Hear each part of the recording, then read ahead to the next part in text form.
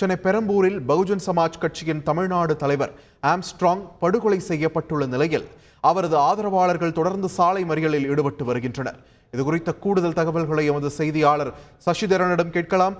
சசிதரன், வணக்கம். மறைந்த ஆம்ஸ்ட்ராங்குடைய ஆதரவாளர்கள் தற்போது எந்த பகுதியில் சாலை மறியலில் ஈடுபட்டு வராங்க? இதனால அங்கு நிலவக்கூடிய சூழல் என்ன? போக்குவரத்து இதனால குறிப்பா எந்த அளவுக்கு பாதிக்கப்பட்டிருக்கு? கள நிலவரத்தை பதிவு பண்ணுங்க சசிதரன். பெரம்பூர் பகுதியை பல வருஷ காலமாக தன் வசம் வைத்திருந்தவர் பகுஜன் சமாஜ் கட்சியின் மாநில தலைவர் ஆம்ஸ்ட்ராங் அவர்கள். தற்போது அவர் மாலை மர்ம நபர்களால் வெட்டி படுகொலை செய்யப்பட்டார். 6 பேர் கொண்ட கும்பல் இருசக்கர வாகனத்தில் வந்து வெட்டிவிட்டு அவரை தப்பி ஓடி இருக்கிறது. அவரை உடனடியாக அருகில் இருந்தவர்கள் மருத்துவமனைக்கு கொண்டு செல்லும் வழியில் மருத்துவர்கள் பரிசோதனை செய்ததில் அவர் உயிரிழந்ததாக தெரிவித்திருக்கிறது. கிட்டத்தட்ட பெரம்பூர், செம்பியம், வியாசார்பாடி, மாதவரம் உள்ளிட்ட பகுதிகளை பகுஜன் சமாஜ் கட்சியின் மாநில தலைவர் என்கிற பதவியில் கடந்த 20 ஆண்டு காலமாக பணியாற்றி வருகிறார். இவர் வழக்கறிஞராகவும் இருந்திருக்கிறார். இந்த பகுதி மக்களை அனைவரையும் அவர்களுக்கு தேவையான உதவிகளையும் மேற்கொண்டு சமூக நல பணிகளையும் மேற்கொண்டு வந்திருக்கிறார். இன்றைய தினம் பெரம்பூர் செம்பியம் பகுதியில் இருக்கக்கூடிய அவரது இல்லத்தில் இருந்து ஒரு நிகழ்ச்சிக்கு செல்வதற்காக அவர் வீட்டிலிருந்து கீழே இறங்கியிருக்கிறார். அப்போது அவருக்கு முன்பாக 2 நபர்கள் சென்றிருக்கிறார்கள். அந்த 2 நபர்கள் கீழே இறங்கிய ஒரு சற்று நேரத்தில் எல்லாம் உணவு ஊழியர்கள், அதாவது ஜொமேட்டோ உடை அணிந்து வந்த 6 பேர் கொண்ட மர்ம கும்பல் அவரை சரமாரியாக வெட்டிவிட்டு தப்பி சென்றிருக்கிறது. ஏற்கனவே இந்த செம்பியம் பகுதியில் இருக்கக்கூடிய பிரபல தனியார் உணவகத்தின் உணவுகளை டெலிவரி செய்வதற்காக எப்போதும் அங்கு ஒரு 50 நபர்கள் இந்த உணவு உடை அணிந்து கொண்டு அங்கே காத்திருப்பார்கள். அதனால் யாருக்கும் எந்தவித சந்தேகமும் வராதபடி அந்த 6 பேர் கொண்ட மர்ம நபர்கள் இந்த கொலை வெட்டிவிட்டு தப்பி சென்றிருக்கிறார்கள். உடனடியாக படுகாயமடைந்த அவரை சென்னை கிரீன்ஸ் ரோடு சாலையில் இருக்கக்கூடிய அப்போலோ மருத்துவமனைக்கு அனுமதிக்க கொண்டு சென்றனர். அங்கு பரிசோதித்த மருத்துவர்கள் அவர் வரும் வழியிலேயே உயிரிழந்து விட்டதாக தெரிவித்திருக்கிறார். தற்போது அவர் உடலானது ராஜீவ்காந்தி மருத்துவமனையில் சவக்கிடங்கில் வைக்கப்பட்டிருக்கிறது. நாளைய தினம் அவருடைய உடல் பிரேத பரிசோதனை செய்யப்பட்டிருக்கிறது. 20 ஆண்டு காலமாக கிட்டத்தட்ட சமாஜ்வாதி கட்சியில் மாநில தலைவராக பணியாற்றி வருகிறார். அவரின் உடலை பார்ப்பதற்காக இயக்குனர் ப. ரஞ்சித் மற்றும் தீனா அவர்கள் எல்லாம் அங்கு வந்தார்கள். கண்ணீர் விட்டு அழுத காட்சிகள் எல்லாம் கண்டோம்.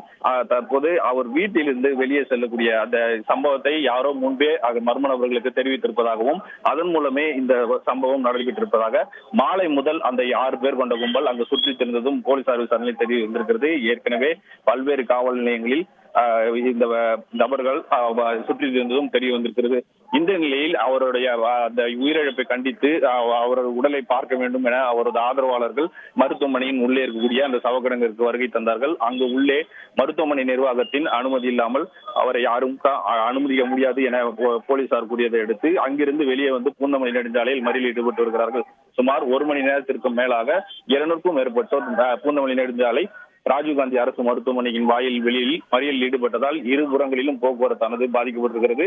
பாரிமுனையிலிருந்து கோயம்பேடு செல்லும் வழித்தளமும், கோயம்பேட்டிலிருந்து சென்ட்ரல் வழியாக பாரிமுனைக்கு செல்லக்கூடிய அனைத்து வாகனமும் இருபுறங்களிலும் போக்குவரத்தானது பாதிக்கப்பட்டிருக்கிறது.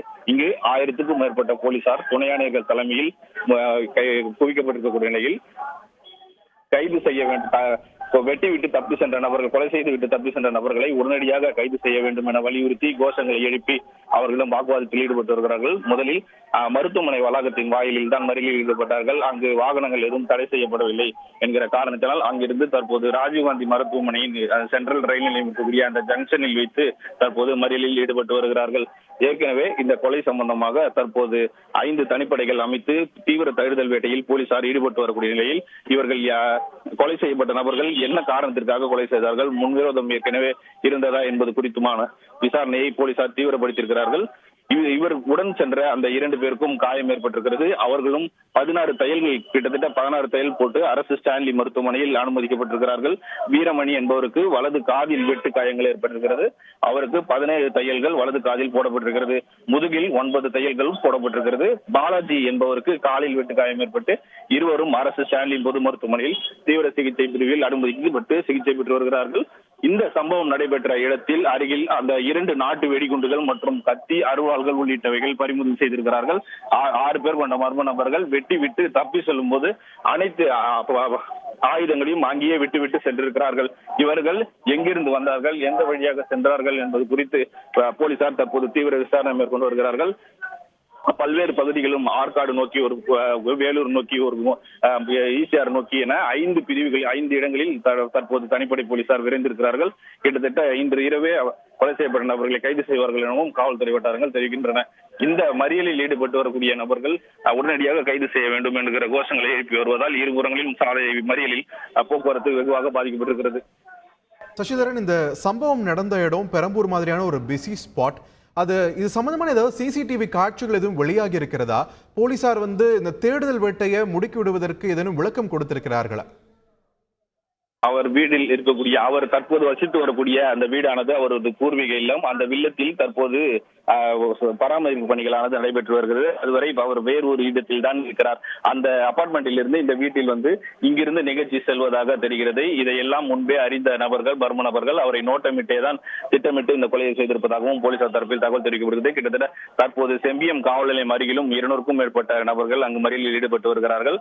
அந்த சம்பந்தப்பட்ட பகுதிக்கு யாரும் எளிதில் நெருங்கிவிட முடியாது. அந்த அளவு பாதுகாப்பான அவரது இல்லத்தின் அருகே இந்த நடைபெற்றிருக்கக்கூடிய சம்பவம். அந்த சுற்று வட்டாரங்களில் பல்வேறு இடங்களில் போலீசாரால் வைக்கப்பட்ட சிசிடிவி கேமராக்கள் எதுவும் சரியாக வேலை செய்யவில்லை என்று தகவல் வெளியாகி இருக்கிறது. தற்போது வேறு இடங்களில், அதாவது அவங்க தப்பிச் சென்ற வழித்தடங்கள் வேறு எங்கெல்லாம் சிசிடிவி கேமரா இருக்கிறது என்பது குறித்து தனிப்படை போலீசார் தீவிரமாக தேடி வருகிறார்கள். அவர்களை கைது செய்யும் வரை நாங்கள் இங்கிருந்து எழப்போவதில்லை என்று கூறி செம்பியம் காவல் நிலையம் வாயிலும் 200க்கும் மேற்பட்டோர் அங்க பொதுமக்கள் சாலை மறியலில் ஈடுபட்டு வருகிறார்கள். பூந்தமல்லி நெடுஞ்சாலையில் எவ்வாறு இருபுறங்களிலும் சாலையை மறித்து பொதுமக்கள் அவருடைய ஆதரவாளர்கள் மறியலில் ஈடுபட்டு வருகிறார்களோ அதே போன்று செம்பியம் காவல் நிலையத்தின் வெளியிலும் அந்த மறியல் நடைபெற்று வருகிறது.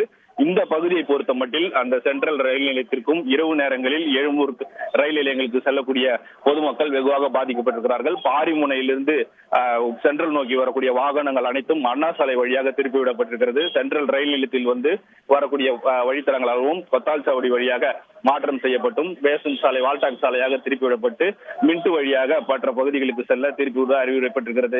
அரசு ராஜீவ்காந்தி மருத்துவமனைக்கு வரும் வாகனங்கள் மட்டுமே தற்போது இந்த சாலையில் அனுமதிக்கப்பட்டிருக்கின்றன. மற்ற இடங்களில் போலீசார் போக்குவரத்துகளை மாற்றம் செய்து அனுமதிக்கப்பட்டு வருகிறார்கள். குறிப்பாக மாநகர பேருந்துகள் எந்தவித சேதமும், அருகில் இருக்கக்கூடிய வாகனங்களுக்கு எந்தவித சேதாரமும் ஏற்படாத வகையில் மறியலில் ஈடுபட்டு வருபவர்களுக்கு சுற்றிலும் பேரிகார்டுகள், தடுப்பு வேடிகளை அமைத்து போலீசார் கயிறு கட்டி அவர்களை பாதுகாப்பான முறையில் மறியலில் ஈடுபட வைத்திருக்கிறார்கள். மற்ற நபர்கள் யாரேனும் அசம்பாவிதம் நடைபெறாதவனும் போலீசார் அதிக அளவில் குவிக்கப்பட்டு வருகிறார்கள். சசிதரன், இப்போ தனிப்படைகள் அமைக்கப்பட்டிருக்கிறத பத்தி சொன்னீங்க. மொத்தம் எத்தனை தனிப்படைகள் அமைக்கப்பட்டிருக்கின்றன? யார் தலைமையில் செயல்படுகின்றன? இது பத்தின தகவல் ஏதேனும் வெளியிடப்பட்டிருக்கா? துணை ஆணையர் தலைமையில் ஒரு தனிப்படை அமைக்கப்பட்டிருக்கிறது. கிட்டத்தட்ட மொத்தம் 5 தனிப்படைகள் இந்த அமைக்கப்பட்டிருக்கின்றன. ஏற்கனவே முன்விரோதம் காரணமாக நடைபெற்ற கொலை சம்பவம் என கூறப்பட்டிருப்பதால் அவர் யார் யாருடன் பிரச்சனையில் ஈடுபட்டிருந்தார், அல்லது இவருக்கு யாராவது பிரச்சனைக்கு குடைச்சல் கொடுத்திருந்தார்களா என்பது குறித்து முதற்கட்ட விசாரணையில் போலீசார் தீவிர விசாரணையை மேற்கொண்டிருக்கிறார்கள். இவர் தொடர்புடைய யார் இவரிடம் கடந்த சில நாட்களில் அவர் பேசிய நபர்கள் யார் யார்கள் என்பது குறித்து சைபர் கிரைம் போலீசார் மூலம் செல்போன்களை ஆராய்ந்து வருகிறார்கள். உதவி ஆய்வாளர்கள் தலைமையில் இந்த தனிப்படைகள் அமைக்கப்பட்டிருக்கிறது. மேற்கு ஆற்காடு பகுதியில் இருக்கக்கூடிய ஒரு பகுதிக்கும், வேலூர் பகுதி, ஆந்திரா நோக்கி ஒரு தனிப்படை எனவும், ஈசிஆர் நோக்கி என 5 தனிப்படைகளை பல்வேறு பகுதிகளில் பிரித்து அனுப்பப்பட்டிருக்கிறார்கள். அந்த சிசிடிவி கேமரா, அதாவது மர்ம நபர்கள் தப்பியோடிய சிசிடிவி கேமரா காட்சிகள் எந்த பக்கத்தில் அவர்கள் செல்கிறார்கள், வாகனத்தில் செல்கிறார்களா அல்லது வேறு ஏதேனும் வாகனங்களில் மாறி செல்கிறார்களா என்பது குறித்தான சோதனைகளை தற்போது மேற்கொண்டு வருகிறார்கள். அந்த சிசிடிவி கேமரா காட்சியின் அடிப்படையில் இவர் எங்கு சென்று பதுக்கியிருக்கிறார்கள் அல்லது சென்னையின் உள்ளே எங்கேயாவது பதுக்கலில் ஈடுபட்டுள்ளார்களா என்ற கோணத்திலும் போலீசார் தற்போது விசாரணை மேற்கொண்டு வருகிறார்கள். சசிதரன், இப்போ பார்த்தோம்னா ஒரு கட்சியுடைய மாநில தலைவர் கொல்லப்பட்டிருக்காருன்னா இட்ஸ் சீரியஸ் இஷ்யூ. அப்படி இருக்கும்போது இதற்கான காரணங்கள் பல கட்ட ஆங்கிள் விசாரணை போகும். ஆனா அவருடைய சுற்றி இருப்பவர்கள், அவருடைய நண்பர்கள், குடும்பத்தினர் தரப்புல இருந்து ஏதேனும் தகவல் இது சம்பந்தமா கொடுக்கப்பட்டிருக்கதா? ஏதேனும் குற்றச்சாட்டுகள் அவங்க தரப்புல இருந்து முன்வைக்கிறாங்களா? இதுவரை அவர்கள் குடும்பத்தார் சார்பில் எதுவும் புகார்கள் அறிவிக்கப்படவில்லை. தற்போது ஆதரவாளர்கள் மட்டுமே சாலை மறியலில் ஈடுபட்டு வருகிறார்கள். சட்டம் ஒழுங்கு வெகுவாக சீர்கெட்டிருக்கிறது என அனைத்து எதிர்க்கட்சி தலைவர்களும் குற்றம் சாட்டி வருகிறார்கள். சமூக வலைதளங்களிலும், ட்விட்டர் பக்கத்திலும், எக்ஸ்தல பக்கத்திலும் கட்சி தலைவர்கள் தங்கள் எதிர்ப்பையும் தெரிவித்து வருகிறார்கள். ஒரு கட்சியின் மாநில தலைவர் சென்னையின் மாநகர் தலைநகரிலேயே வெட்டி படுகொலை செய்யப்பட்டிருக்கிறார். இந்த அளவுக்கு சட்டம் ஒழுங்கு சீர்கெட்டிருக்கிறது என்பது குறித்தான கருத்துக்களை பதிவித்து வருகிறார்கள். தற்போது அந்த ஆதரவாளர்களும் ஒரு எங்கள் மாநில கட்சியின் தலைவரே போய்விட்டார், நாங்கள் ஏன் இருக்க வேண்டும் என்பது குறித்தான ஆதங்கங்களை வெளிப்படுத்தி அந்த மறியலில் ஈடுபட்டு வருகிறார்கள். எங்களுக்கு அவர்கள் உயிருடன் வரப்போவதில்லை, இருந்தாலும் அவர்களை வெட்டியவர்களை உடனடியாக கைது செய்யுங்கள், அவர்களை கைது செய்யும் வரை நாங்கள் இந்த போராட்டத்தில் இருந்து கைவிட மாட்டோம், ஓய மாட்டோம் என்கிற வார்த்தைகளையும் கோஷங்களையும் கைது செய் என்கிற கோஷங்களை வலியுறுத்தி இந்த மறியலில் ஈடுபட்டு வருகிறார்கள். இன்றைய தினம் இயக்குனர் ப ரஞ்சித் மற்றும் அவரது இயக்குனர் தீனா உள்ளிட்டோர் நேரில் வந்து அவருக்கு அஞ்சலி செலுத்திய நிலையில நாளை கூட்டணி கட்சி, அதாவது மாநில கட்சியின் தலைவர்கள், மூத்த நபர்கள், பல்வேறு எதிர்கட்சி தலைவர்கள் உள்ளிட்டவர்கள் அவர்கள் நேரில் அரசு ராஜீவ்காந்தி மருத்துவமனைக்கு வந்து அவர் உடலை பார்ப்பதற்காக வருகை தருவதாகவும் தகவல் வெளியாகி இருக்கிறது. இது மட்டும் அல்லாது வட மாநிலத்தில் இருக்கக்கூடிய மாயாவதியும் அவர் நேரில் வந்து அஞ்சலி செலுத்துவதற்கு வருவதாக தகவல் வெளியாகி இருக்கிறது. சசிதரன், நம்ம தொடர்ந்து பேசலாம். நேர்களை தற்பொழுது ஒரு சிறு இடைவேளைக்கான நேரம். இடைவேளைக்கு பிறகு மீண்டும் இந்த தொகுப்பில் இணையலாம். செய்திகளை உடனுக்குடன் தெரிந்து கொள்ள உடனே சப்ஸ்கிரைப் பண்ணுங்க.